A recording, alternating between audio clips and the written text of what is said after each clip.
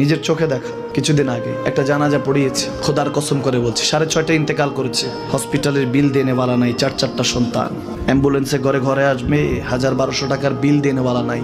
কি বুঝলেন? ক্ষণস্থায়ী দুনিয়া।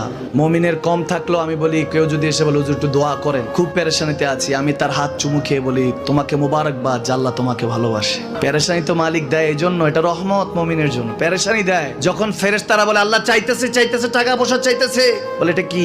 বলে ফাসেক, দে বিদায় কর। তার চাওয়া চেয়ে বিরক্ত লাগে, বিদায় কর, কি লাগে দে।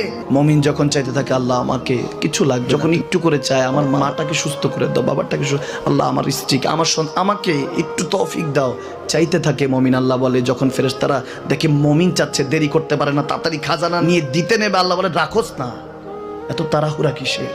তার চাওয়ার মধ্যে তো প্রেম আছে, একটু চাইতে দেস না। থাকুক না মুমিন আর একটু পেরেশান, থাকুক না, থাকতে দেস না।